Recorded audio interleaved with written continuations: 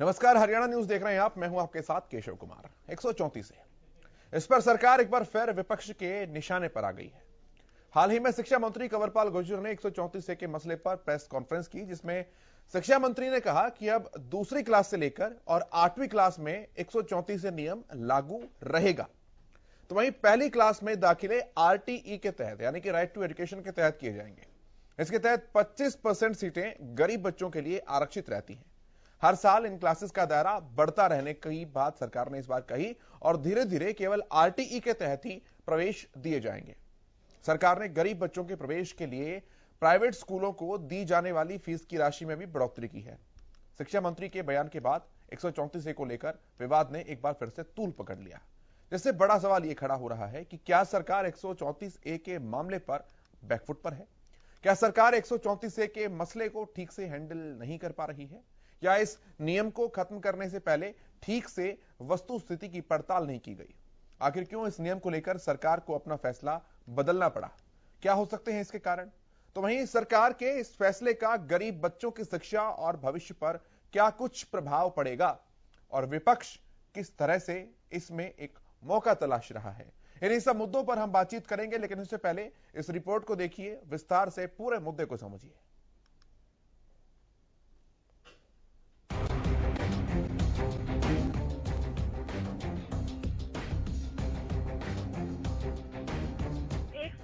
ए को खत्म करने के बाद विपक्ष के निशाने पर चल रही हरियाणा सरकार ने गरीब बच्चों को बड़ी राहत दी है। शिक्षा मंत्री कंवरपाल गुर्जर ने मीडिया से बातचीत में कहा कि दूसरी कक्षा से 8वीं कक्षा तक में नियम 134 से लागू रहेगा, यानी इन कक्षाओं में 10% सीटें गरीब परिवारों के बच्चों के लिए पहले की तरह ही रिजर्व रहेगी। पहली कक्षा में शिक्षा का अधिकार अधिनियम के तहत एडमिशन होंगे। हर साल इसका दायरा बढ़ता रहेगा। इसके तहत प्राइवेट स्कूलों में 25% सीटों को गरीब परिवार के बच्चों के लिए आरक्षित किया गया है। कि आने वाले टाइम में हम सारे एडमिशन जो है आरटी में करेंगे, तो उसमें हमने जो निर्णय लिया वो था पहली क्लास का, कि पहली क्लास के जो एडमिशन हम करेंगे वो आरटी के माध्यम से करेंगे और 25% बच्चों को उसमें हम मौका देंगे कि जो गरीब बच्चे हैं, जिनके अभिभावक गरीब हैं, तो अगर वो हमें अप्लाई करेंगे और हम उनके नजदीक के जो भी स्कूल हैं 25% बच्चों को वहां पे मौका देंगे, उनकी फीस सरकार देगी। लेकिन हमने पुनर्विचार करते हैं इस बात पे कि जो अभिभावक जिनकी आमदन कम है, हमने एक विचार किया है कि उन सारे बच्चों को भी हम पहली क्लास से छोड़ के दूसरी क्लास से लेके और 12वीं क्लास तक हम दोबारा से उनको मौका देते हैं। क्योंकि हमने एक विचार किया कि पहली क्लास से जैसे शुरू करेंगे ना जी, तो जो बच्चे उससे अपर क्लास के हैं तो उनके लिए ये एक, क्योंकि उनका तो मौका ही जो था ना जी वो समाप्त हो गया, तो हमने उस पर पूरा विचार करते हैं हमने विचार किया कि जो एक पहली क्लास में तो हम एडमिशन अब की बार करेंगे, ये ऐसा ऐसे ही समाप्त होता जाएगा। अगले साल हम दूसरी क्लास करेंगे तो उसको फिर हम इसमें नहीं लेंगे। शिक्षा मंत्री कंवरपाल गुर्जर ने कहा कि गरीब बच्चों की फीस के लिए निर्धारित राशि में सरकार ने बढ़ोतरी की है। अब दूसरी से 5वीं तक 700 रूपए, छठी से 8वीं तक 900 रूपए और 9वीं से 12वीं तक के बच्चों की फीस के लिए 1100 रूपए दिए जाएंगे। योजना का लाभ उन बच्चों को दिया जाएगा जिनके परिवारों की सालाना आय 1,80,000 रूपए से कम है। राशि पहले 300 होती थी, वो हमने बढ़ा के 700 रूपए कर दिया। हम 700 रूपए देंगे उसकी फीस, और जो राशि 500 रूपए थी वो बढ़ा के हमने 900 कर दी, और जो राशि 700 थी वो बढ़ा के हमने 1100 कर दी। ये कुल मिला के इतनी अच्छी राशि है कि स्कूल अपने आप ही तैयार है इसमें एडमिशन करने के लिए, कोई उसकी जरूरत नहीं है। आपको बता दें कि इससे पहले सरकार ने नियम 134 को खत्म करके आरटीई को लागू करने का फैसला लिया था, जिसका विपक्ष ने भी पुरजोर विरोध किया था, और अब उसके बाद सरकार ने अपने फैसले पर पुनर्विचार किया। अब ये देखना होगा कि सरकार का ये फैसला गरीब बच्चों को बेहतर शिक्षा दिए जाने में कितना मददगार साबित होता है। वही अभिभावक, शिक्षाविद और निजी स्कूल संचालक फैसले को लेकर किस तरह रिएक्ट करते हैं। हरियाणा न्यूज के लिए करनाल से लक्ष्य वर्मा की रिपोर्ट।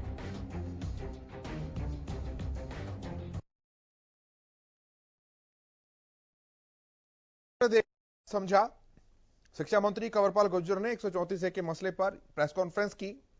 उसके बाद विपक्ष ने इस मुद्दे को वापस उठा लिया कि क्या यह सरकार का यू टर्न है। सरकार की तरफ से कहना है कि इसमें यू टर्न जैसी कोई बात नहीं है, व्यवस्थाओं को बहुत सच्चे और अच्छे तरीके से चलाने के लिए ये सारी बातें रखी गई हैं।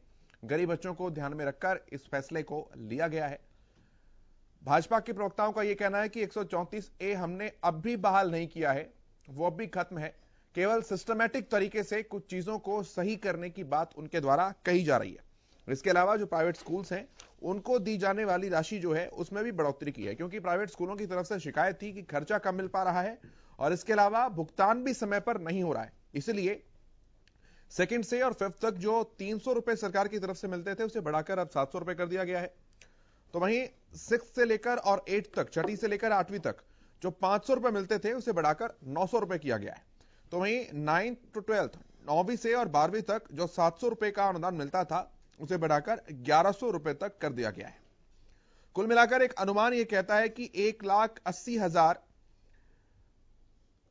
से कम जिसकी आय है उन पारिवारिक बच्चों को इसका सीधे तौर पर लाभ मिल पाएगा। लेकिन एक बड़ा सवाल यह भी है कि अब जब शिक्षा निदेशालय ने नाम मांगने शुरू किए हैं कि कितनी सीटें खाली रहती हैं, तब सेशन शुरू हो चुका है।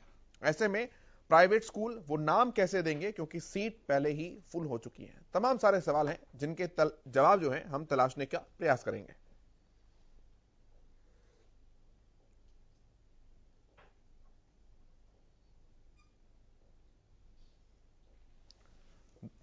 दूसरी से 5वीं तक 300 से और 700 रुपए की फीस जो है वो दी जाएगी। छठी से 8वीं तक 500 से लेकर और 900 रुपए तक की फीस दी जाएगी। हरियाणा सरकार ने नियम 134A को फिर से तकरीबन बहाल कर दिया है। इसके तहत वर्तमान शैक्षणिक सत्र में गरीब बच्चों को दूसरी से 12वीं तक प्राइवेट स्कूलों में दाखिला मिलेगा। सरकार अब इस नियम को चरणबद्ध तरीके से खत्म करेगी।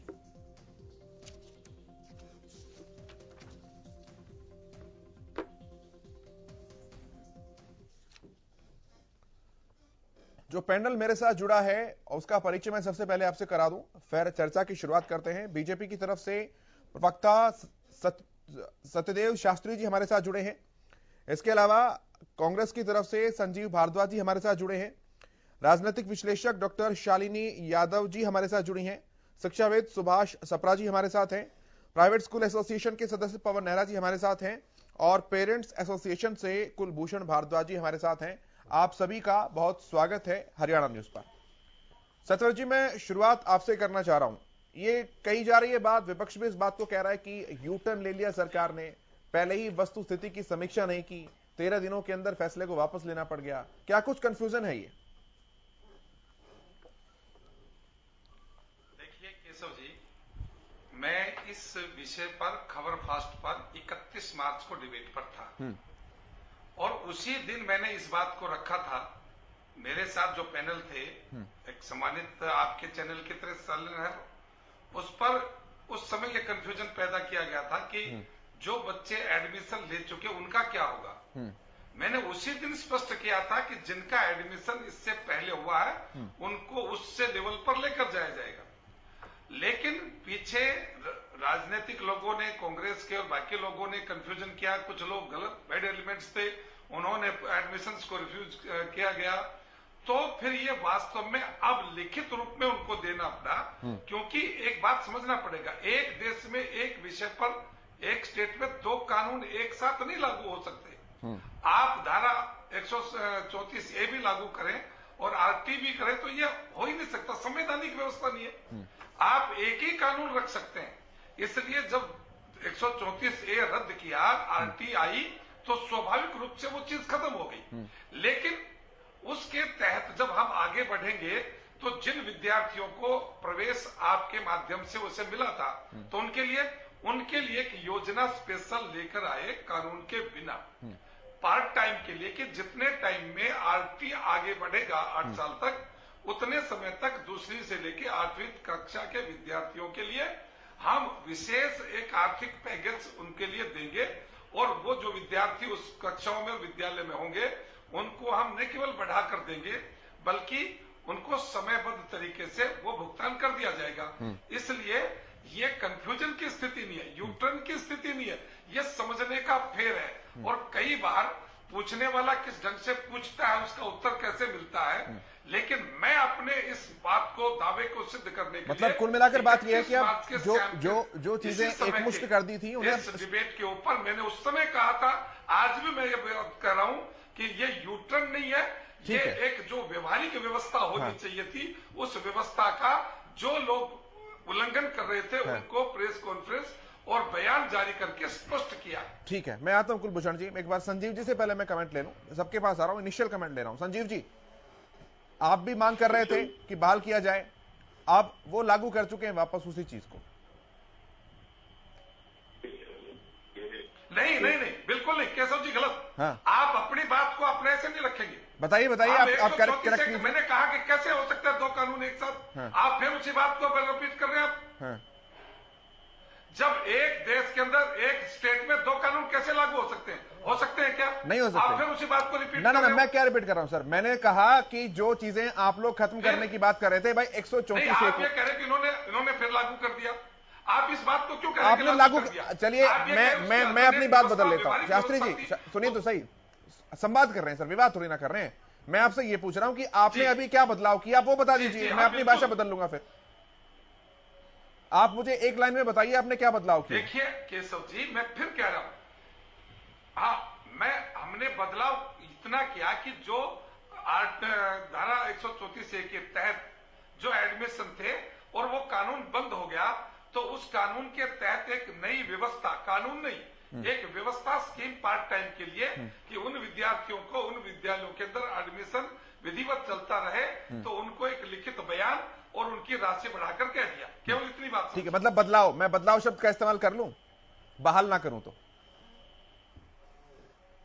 हाँ, बदलाव व्यवस्था में, संजीव जी, कानून में नहीं। ठीक है, मैं सवाल को थोड़ा मोल्ड कर लेता हूं इनके अनुसार। संजीव जी जवाब। ये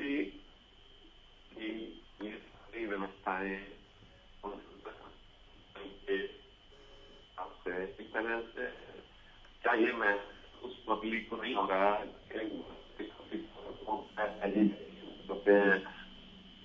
हर एक जिले में डीसी ऑफिस के बाहर एजुकेशन पढ़ाई के अलावा सत्तारूढ़ दल ने बहुत बढ़िया काम दे दिया, बच्चों को भी एजुकेशन।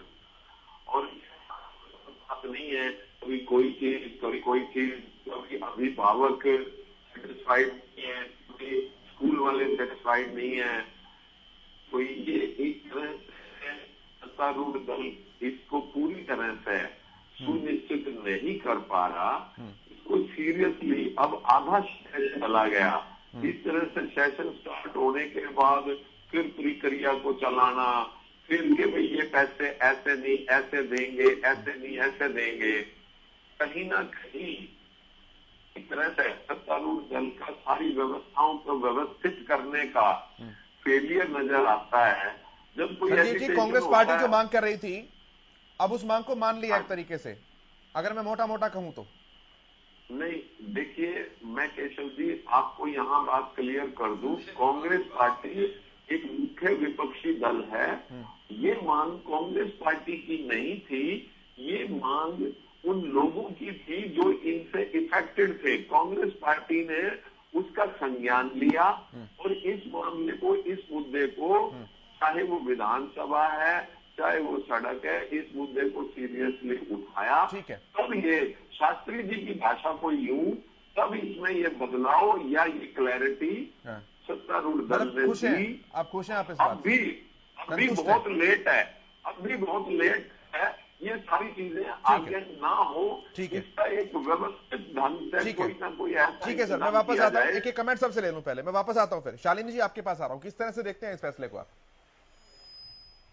देखिए, इसमें तो कोई दो राय नहीं है कि गवर्नमेंट ने जिस तरीके से ये फैसला लिया था, ये बहुत ही नीजर तरीके का फैसला है।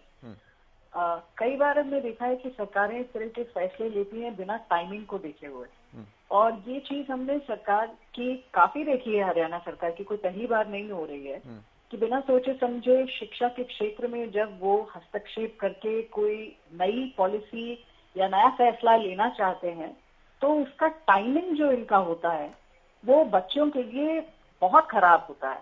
बच्चे कई बार स्ट्रगल करते रह जाते हैं। जैसे अभी बिल्कुल ठीक कह रहे हैं ये बात, अभिभावक जो ये बात कह रहे हैं बिल्कुल ठीक है कि बहुत ही कंफ्यूजन क्रिएट हो गया है।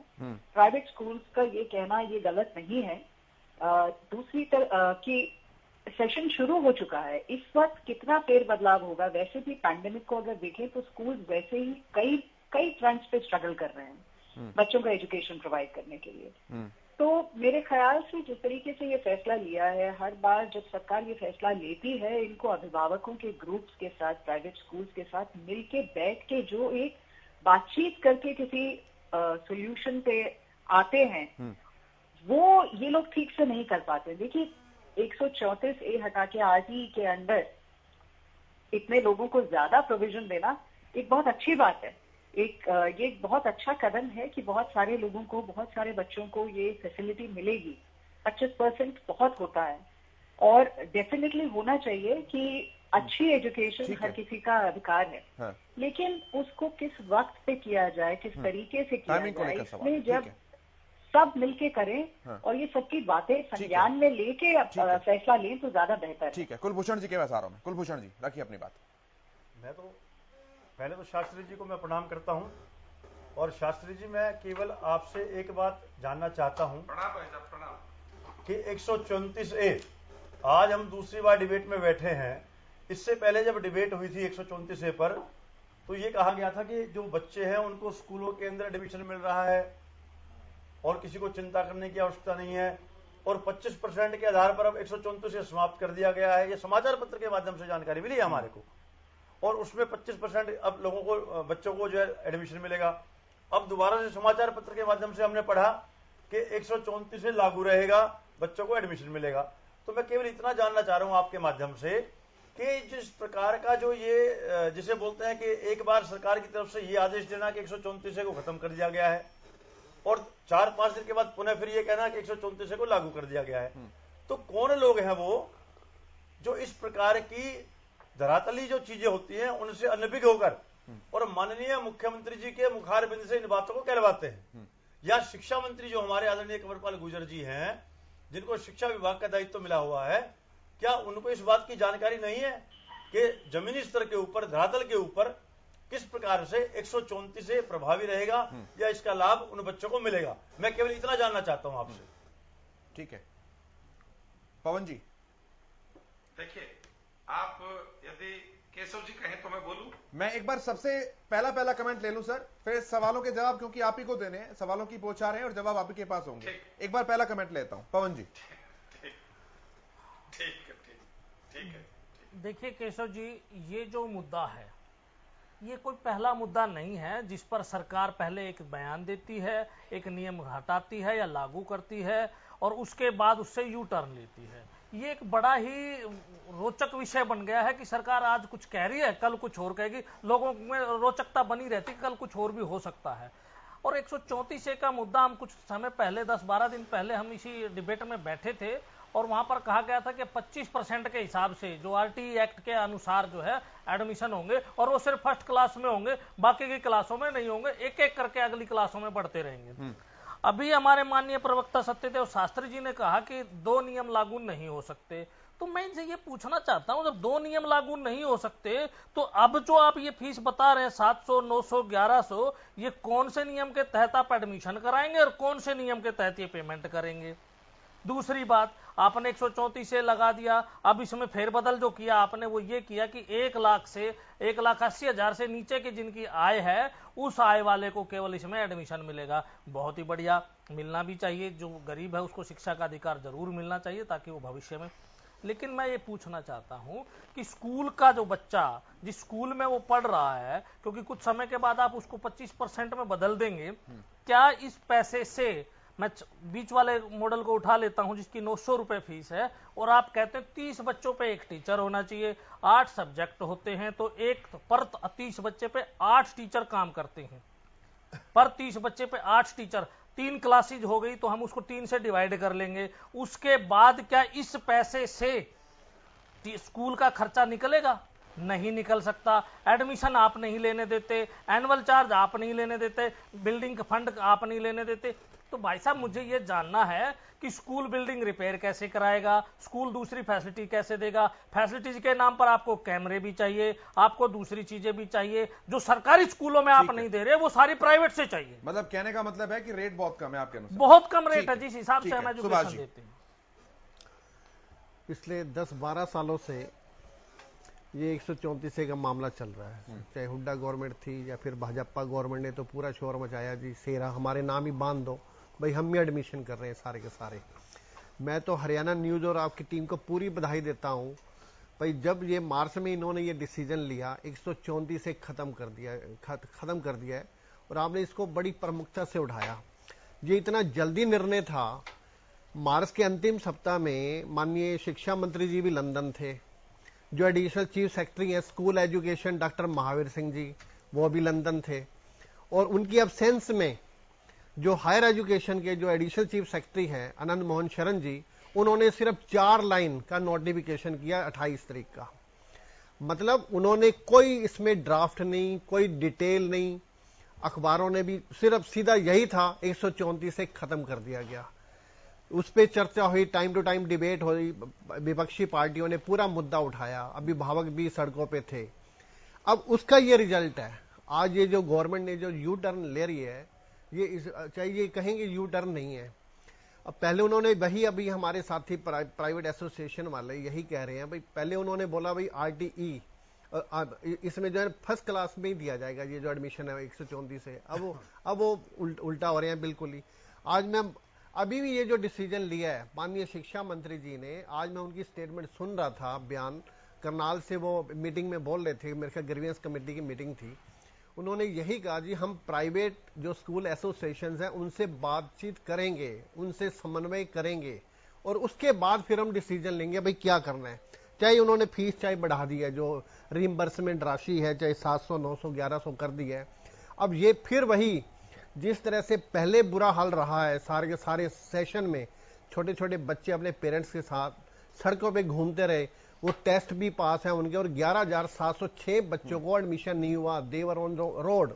और गरीब बच्चे, आर्थिक स्थिति उनकी देखो क्या है, धूप हो, गर्मी है, सर्दी है और उनको एडमिशन नहीं हुआ बिल्कुल। वो पुराने स्कूल भी छोड़ चुके थे और नए स्कूल में एडमिशन नहीं लिया। तो ये इट वाज ए टसल, ये टसल आज अब ये टसल फिर रहेगी। प्राइवेट स्कूल एसोसिएशन हैं जिन्होंने स्वागत किया था और अब ये दूसरी से 12वीं तक ये फिर बच्चे वही आएंगे स्कूलों में। और अभी इन्होंने ब्यौरा भी मांग लिया है, जो एजुकेशन डिपार्टमेंट ने ब्यौरा मांगा भाई जितने भी सीटें खाली हैं, परंतु प्राइवेट स्कूल पहले से एडमिशन कर चुके हैं, वो तो कहते हैं कि हमने तो भर दी सारी की सारी सीटें। हाँ जी, व्हाट विल हैपन, ये तो देखना पड़ेगा। बड़ा सवाल है नैना साहब। ये मैं पहले एक बार छोटा सा सवाल आपसे लेता हूं, फिर मैं शास्त्री जी के पास आऊंगा। प्राइवेट स्कूलों को ब्यौरा मांगा गया है कि जो सीटें खाली है आप उनके डिटेल्स हमें दीजिए। सीटें खाली हैं क्या प्राइवेट स्कूलों में? क्योंकि एडमिशन तो शुरू हो चुके हैं, देखिए क्लासेस शुरू हो चुकी हैं।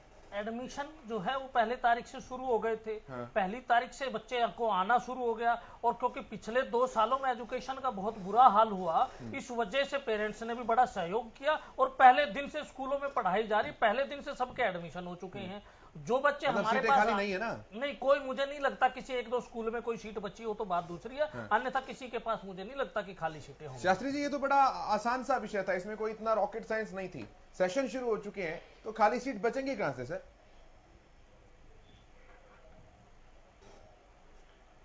केशव जी, यदि धरातल की बात करें ना तो एक एक व्यक्ति की बात का मैं जवाब दूं। पहली बात तो जो प्राइवेट स्कूल एसोसिएशन हैं, इस बात को समझना पड़ेगा कि जब जिस व्यवस्था को मैं कह रहा हूं कि उसी दिन, ये तो रेक्टिफाई नहीं है, यह सूचना है कि भैया पहले दिन से यह था कि जिसको एडमिशन जिन स्कूलों में जिस धारा के तहत मिला था 134 के तहत, वो जारी रहेगा, उसमें कोई कंफ्यूजन। जब कंफ्यूजन पैदा करने की कोशिश की तो उसका स्पष्टीकरण है, ये यू टर्न नहीं है।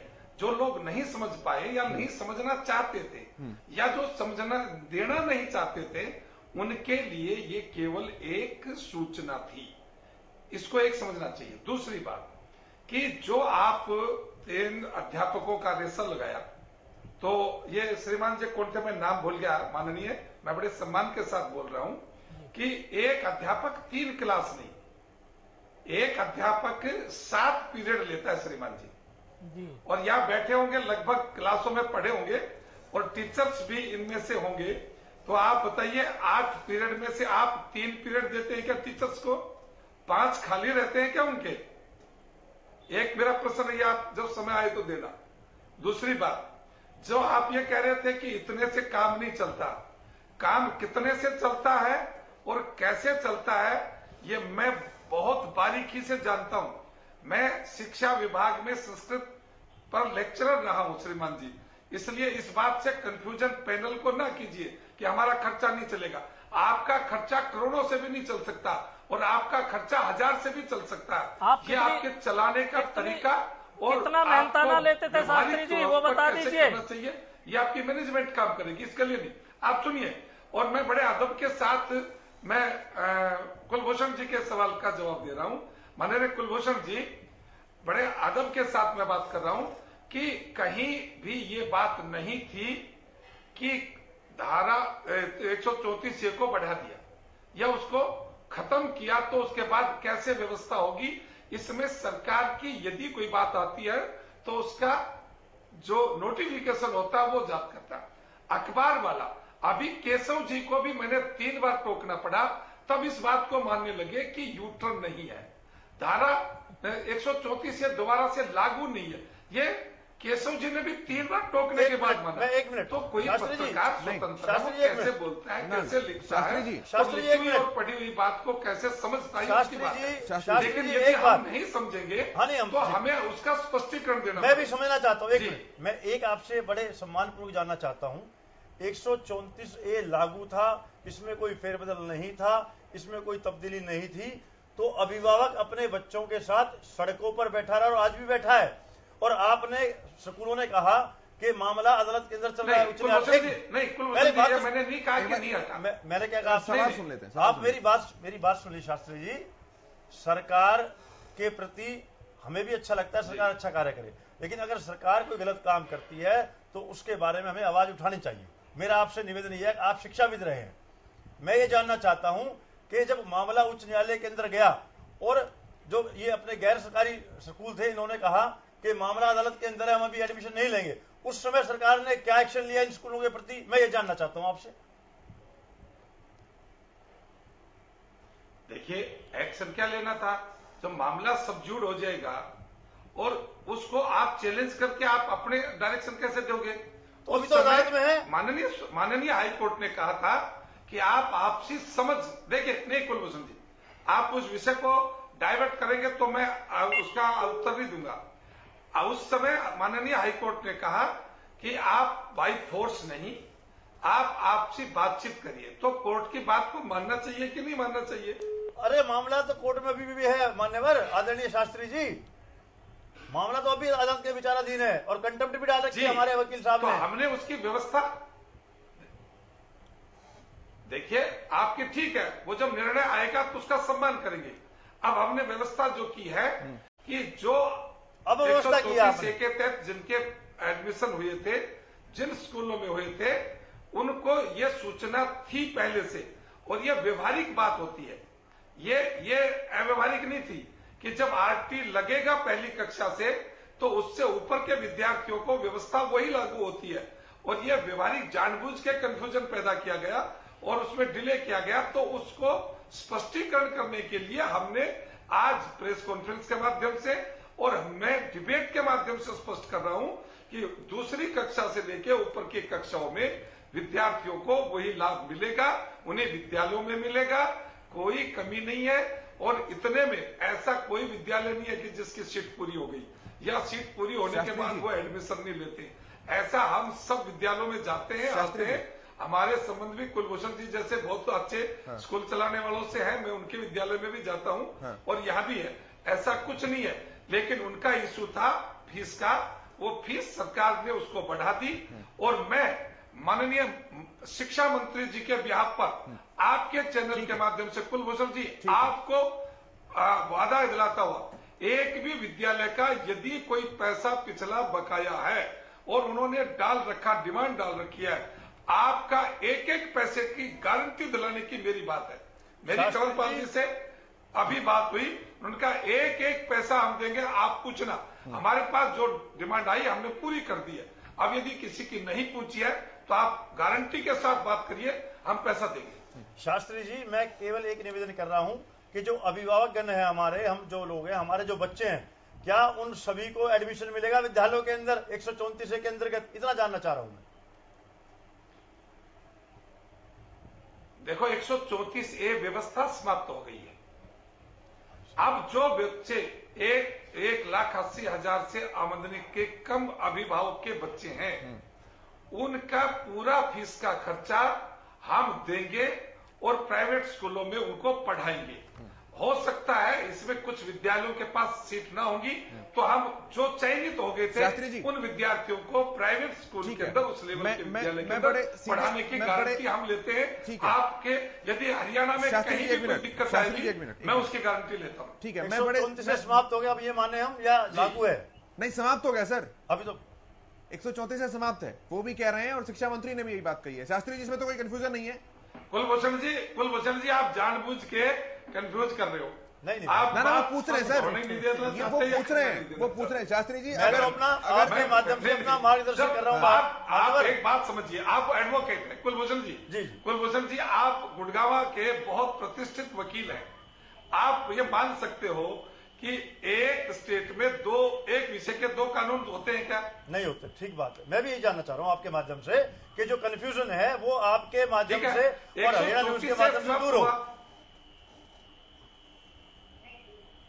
ठीक है शास्त्री जी, मैं छोटे सवाल है। देखिए इतना तो हम सब जानते हैं। शास्त्री जी, एक मिनट, इतना तो हम सब जानते हैं कि ये थोड़े से जो क्लासेस वाला और स्टेप वाइज मैनर वाला सवाल है, ये थोड़ा सा कंफ्यूजन है। आप शिक्षा से जुड़े हुए रहे हैं, लेकिन आपको भी 1-2 बार तो पढ़ना पड़ा होगा, उसके बाद ये सारी चीजें क्लियर हुई होंगी। मैं बहुत सीधे सवाल पूछ रहा हूं ताकि दर्शकों को चीजें स्पष्ट हो जाएं, वहां कंफ्यूजन ना रहे। बहुत एकदम डायरेक्ट आंसर दीजिएगा। मेरा पहला सवाल है सर, यही क्लियर। हाँ, मेरा पहला सवाल है कि पहली क्लास में अगर कोई बच्चा एडमिशन लेता है तो उसका एडमिशन आरटीई के तहत होगा या फिर 134A के तहत होगा?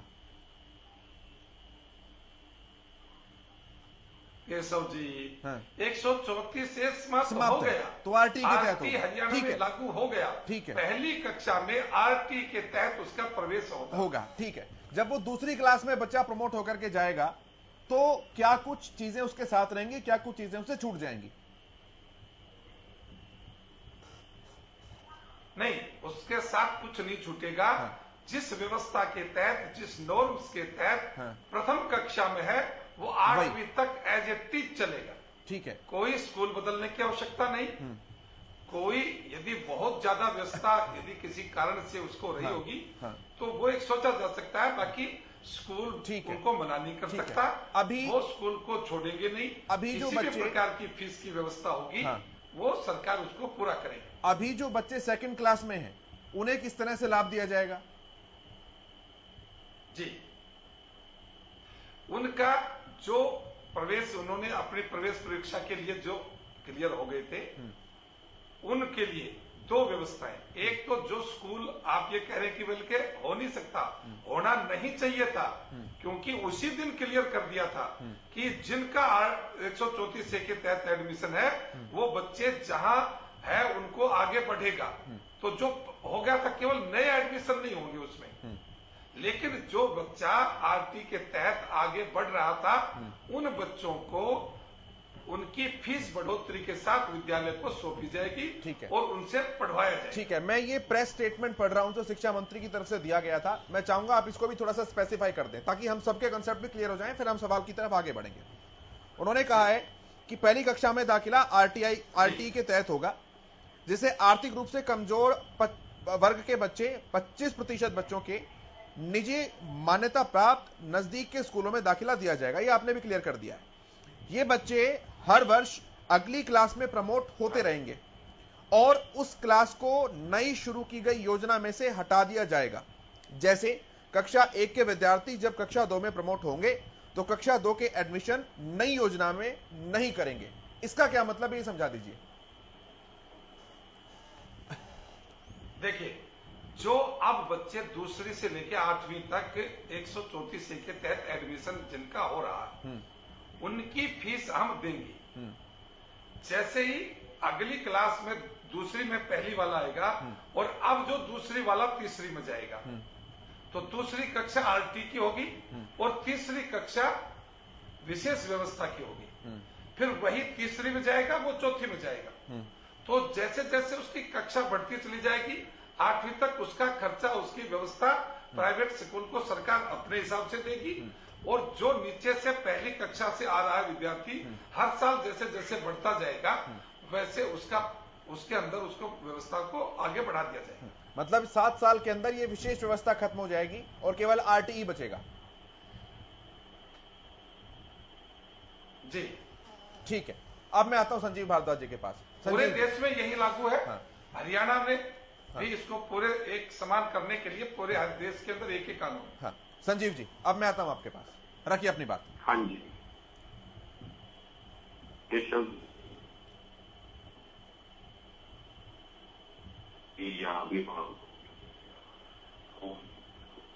संजीव जी, आपकी आवाज नहीं आ रही है मुझ तक। मैं थोड़ा सा उसे दुरुस्त करता हूं टेक्निकली, फिर मैं आपके पास आऊंगा। तब तक मैं डॉक्टर शालिनी के पास आ रहा हूं। डॉक्टर शालिनी, उन्होंने जिस तरह के कंसेप्ट थे, कंफ्यूजन थे, उन्हें क्लियर करने की कोशिश की है, लेकिन सवाल अब भी प्राइवेट स्कूलों की शिकायत तो यह है कि हमें प्रॉपर उतना मानदेय नहीं मिल रहा है जितना मिलना चाहिए था। पवन जी ने उन बातों को गिनवाया। नंबर 1, हालांकि शास्त्री जी, आप भी या आपकी जगह कोई भी सरकार होती तो वो भी नहीं मानेगी उस बात के ऊपर, क्योंकि अपनी जेब से जब जाएं तो सबके ऊपर थोड़ा सा बर्डन पड़ता ही है, मानते हैं इस बात को। दूसरा सवाल अब भी यही बना हुआ है कि प्राइवेट स्कूलों की जब अधिकांश सीटें फुल हो चुकी हैं, एजुकेशनल सेशन स्टार्ट हो चुका है, उसके बाद अगर उनसे नाम मांगे जाएंगे तो नाम वो देंगे कहां से? डॉक्टर शालिनी जी, देखिए, कुछ एक चीज शास्त्री जी ने क्लियर की है। कुछ एक में मेरा सवाल ये है कि पहली चीज, अगर शास्त्री जी ये भी क्लियर कर दें कि जो क्राइटेरिया होगा, अभी जैसे ईडब्ल्यूएस के अंदर जब जो सेक्शन 134 के अंदर जब बच्चे जाते थे तो उसकी फॉर्मेलिटीज अलग होती थी, और आरटीई के अंदर जब जाएंगे तो अब इसमें है कि सरकार ये मानदेय देगी, सरकार ये फीस पे करेगी। तो उसका प्रोसीजर क्या होगा? जो ईडब्ल्यूएस कैटेगरी के अंदर जो बच्चे आएंगे, जो आरटीई के अंदर आएंगे, जिनकी फीस सरकार देगी, तो उनका प्रोसीजर क्या होगा, जिससे वो बच्चों को, उन फैमिलीज को पता होगा कि उनको ये प्रोसीजर फॉलो करना है, ये पैसा यहाँ से आएगा। ये एक नया पूरा एक इन्होंने बहुत ब्यूरोक्रेटिक जो लाइन जो क्रिएट की है उसको दुरुस्त रखेंगे और उसको ये जनता को और अभिभावकों को बताएं, क्योंकि मेरे ख्याल से इससे बहुत कंफ्यूजन होने वाला है, पहली चीज।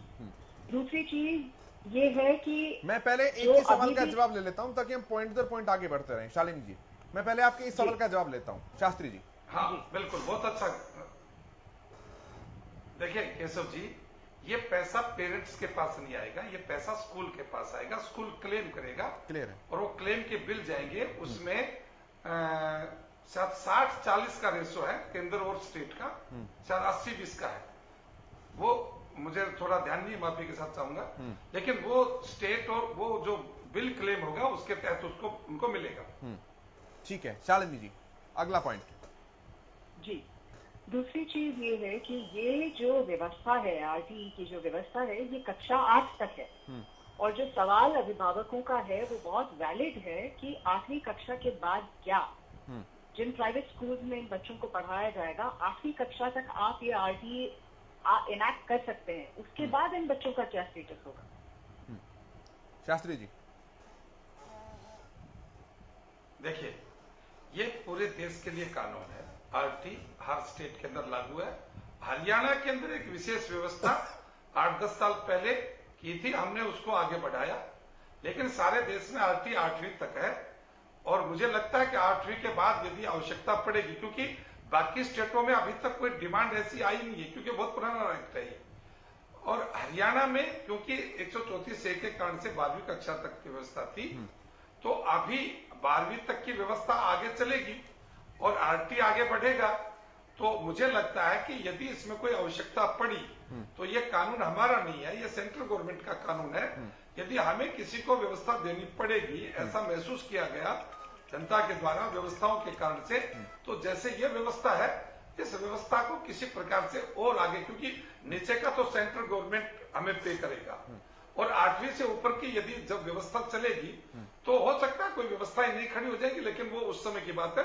उस पर मैं इतना विश्वास तो दिला सकता हूं कि किसी विद्यार्थी को, किसी पेरेंट्स को अपने बालक को पढ़ाने के लिए किसी भी प्रकार की कमी सरकार अपने स्तर पर नहीं रहने देगी। और मैं ये जो मॉडल संस्कृति स्कूलों की कल्पना जो है, उसके बाद तो आप इस बात को और आगे जाएंगे कि कंपटीशन गवर्नमेंट स्कूल का और प्राइवेट स्कूल का रहेगा। और मैं मान के चलता हूं कि प्राइवेट स्कूल हारेगा, गवर्नमेंट स्कूल जीतेगा। ठीक है, मैं आपको हरियाणा गवर्नमेंट के कितने स्कूलों के दौरे करवा दूंगा जहां आज भी सिफारिश लगती है एडमिशन के लिए। ठीक है, ठीक है। कुलभूषण जी आपके पास आ रहा हूं, फिर सुभाष जी अभी आगे बढ़ने के लिए नहीं आता हूं सर, वो सब व्यवस्थाएं पर्याप्त मात्रा में आगे बढ़ेंगी। आदरणीय शास्त्री जी, मैं एक निवेदन करना चाहता हूं अभिभावकों की ओर से, जो हम 134 के अंतर्गत आते थे और जो उसमें आपने अब तब्दीली की है आरटीआई के अंतर्गत 25% की बात करते हैं, कि आप एक मेरा निवेदन है व्यक्तिगत ये, और ये भावनाएं उन सब बच्चों की हैं जो आर्थिक रूप से कमजोर बच्चे हैं, जो सड़कों पर है आज, जिनके अभिभावक सड़कों पर उनको लेकर घूम रहे हैं एडमिशन के लिए, कि आप एक ऐसी व्यवस्था कीजिए कि जितने भी अधिकारी हैं, मंत्री हैं, उन सबके बच्चे जो आप संस्कृत मॉडल स्कूल की बात कर रहे हैं उसके अंदर पढ़ेंगे। मेरा इतना निवेदन। सुभाष जी। मैं कुलभूषण जी, आपका व्यक्तिगत नहीं है, आप जिस प्लेटफॉर्म के ऊपर आए हो, जितने लोगों का प्रतिनिधि करते हैं, मैं बहुत आपकी गरिमापूर्ण उपस्थिति का सम्मान करता हूं। वो अब आरटी में ऐसी व्यवस्था तो नहीं है कि कुलभूषण जी का बेटा भी वहीं पढ़ेगा और मेरा भी बेटा होगा। मेरी स्थिति कमजोर है तो मैं उस लेवल पर पढ़ाऊंगा। आप गुड़गांव के और बड़े प्रतिष्ठित वकील है तो आपकी हैसियत उसके अनुसार होगी। लेकिन मैं इतना कहता हूं कि आने वाले समय में हरियाणा मॉडल संस्कृति के स्कूलों की संख्या बढ़ेगी। और मैं माने शिक्षा मंत्री जी से 1-2 दिन में समय लेकर मिलूंगा, और मैंने जो एक स्कीम बना रखी मैं उसको आउट नहीं करूंगा क्योंकि वो डिस्कस करेंगे। और उसके बाद मैं समझता हूं कि हरियाणा के प्राइवेट स्कूल गवर्नमेंट स्कूलों से पीछे होंगे, गवर्नमेंट स्कूल के आगे आएंगे। और यदि समय हो तो मैं आपको एक उदाहरण बताता हूं।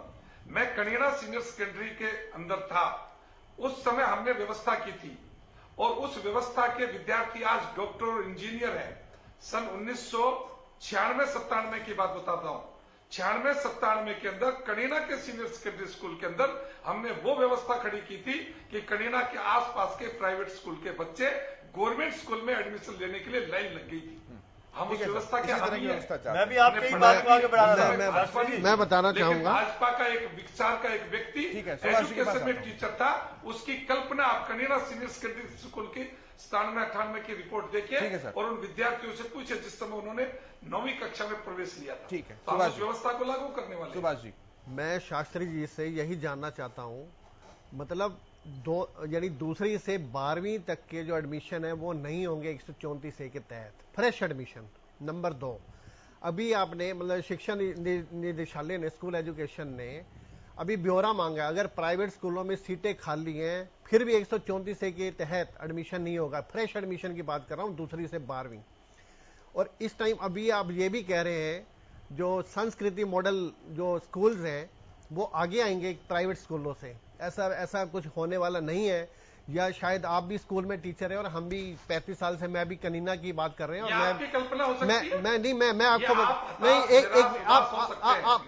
आप एक बार मुझे बोलने दो, आप प्लीज, आप पहले मुझे बोलने दो, पहले मुझे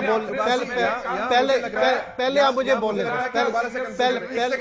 पहले आप मुझे बोलने दो, प्लीज प्लीज। मैं आता हूं सर, ठीक है सर, शास्त्री जी ठीक है। हम आज क्वालिटी ऑफ एजुकेशन की बात नहीं कर रहे सर, आज हम शिक्षा की गुणवत्ता पर बात नहीं कर रहे। शास्त्री जी, आज हम शिक्षा की गुणवत्ता पर बात नहीं कर रहे, ईडब्ल्यूएस को लेकर ही कंफ्यूजन है। आप देखिए, सुभाष जी ने फिर से एक पॉइंट ऐसा उठा दिया। सुभाष जी, आपने कहा कि सेकंड क्लास में ईडब्ल्यूएस के तहत दाखिला नहीं होगा, आपने ऐसा कहा।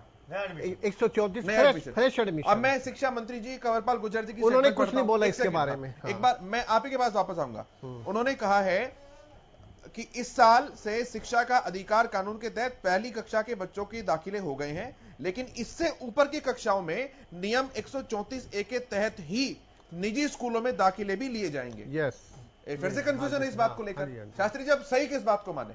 ये कैसे कह रहे हो आप? कहां सुन लिया? मैं आपको स्टेटमेंट पढ़ रहा हूं सर, मैं आपको शिक्षा मंत्री कंवरपाल गुर्जर जी ने जो प्रेस कॉन्फ्रेंस की थी उसकी स्टेटमेंट पढ़ के सुना रहा हूं, मेरी बोली हुई नहीं है।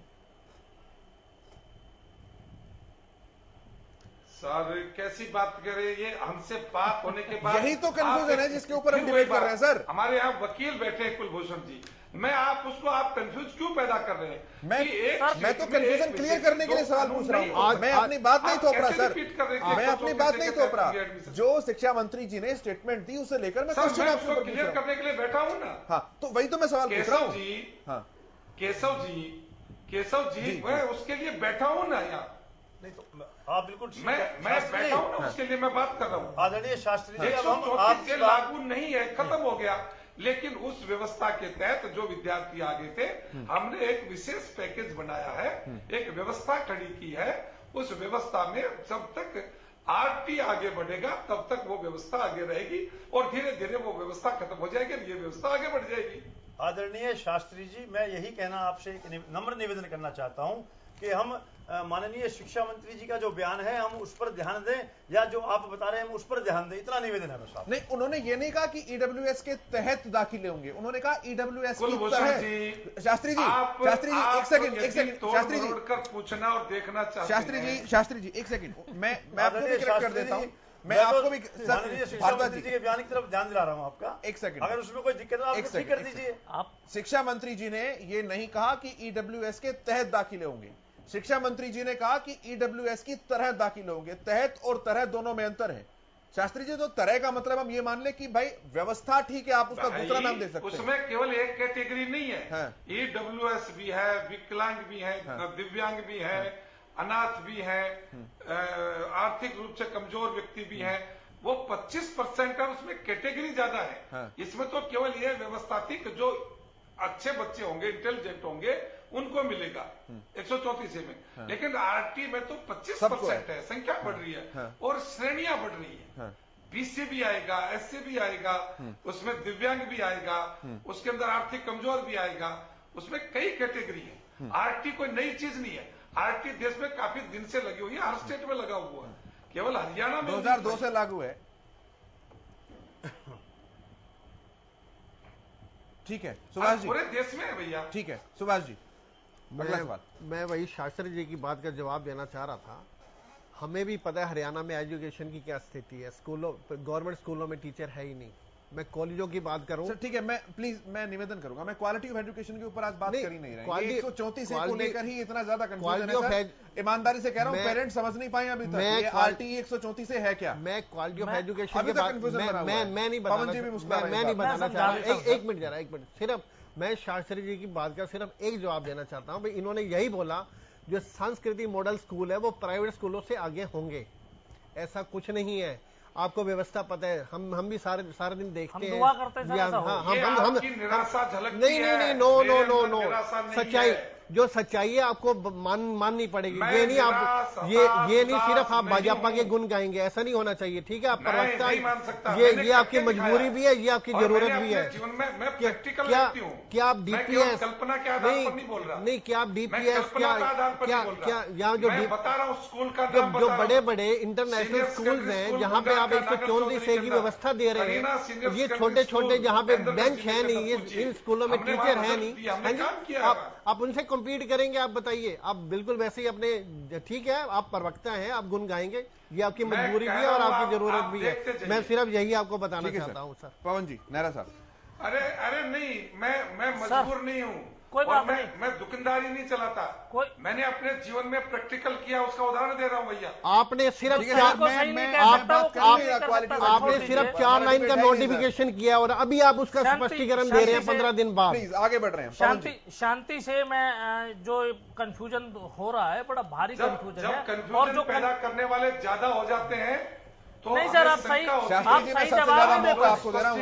आप ऐसा नहीं कह सकते। मैंने आपसे शुरुआत में भी कहा कि जवाब सारे आप ही को देने, हम आप क्लियर कर रहे हैं सर। चैनल पर शास्त्री जी आप स्थिति समझिए, आप स्वयं कंफ्यूज हैं, इस वजह से आप समझा नहीं पा रहे कि है क्या। आपकी सरकार भी कंफ्यूज है कि आप करना क्या चाहते हैं और कर क्या रहे हैं। कंफ्यूजन आप सुनिए, मैं आपका कंफ्यूजन मैं दूर कर देता हूँ। शास्त्री जी, मैं आपका कंफ्यूजन दूर कर देता हूँ।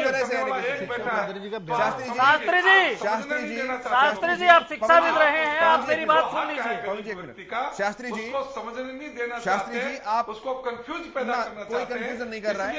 शास्त्री जी सबसे ज्यादा समय आप ही को दिया गया है इस डिबेट में। मैंने सबसे ज्यादा समय अभी तक आपको दिया है ताकि कंफ्यूजन ना हो, और मैंने शुरुआत में भी ये कहा था कि सवालों की बौछारें हैं, जवाब आपको देने हैं, इसीलिए मैं कह रहा हूं हम तो क्लियर कर रहे हैं कंफ्यूजन। सुन लीजिए, मैं आपका कंफ्यूजन आपके पक्ष में बोल रहा हूं। ठीक है, अब सवाल ले लीजिए। उसके बाद कंफ्यूजन पैदा शास्त्री जी, आप सवाल ले लीजिए सर, सुन लीजिए।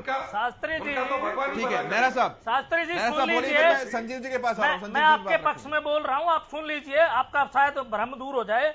मैं सभी को बता देना चाह रहा हूं, जो मैंने अब तक सुना और जो मेरी समझ में आया वो ये कहना चाह रहे हैं कि अभी जो फर्स्ट क्लास में जो एडमिशन है वो आरटीई एक्ट के तहत होंगे, जिसमें जो भुगतान इन्होंने बताया इस हिसाब से स्कूल को देंगे, जो 60-40 की रेशियो सेंट्रल और स्टेट गवर्नमेंट की रहेगी।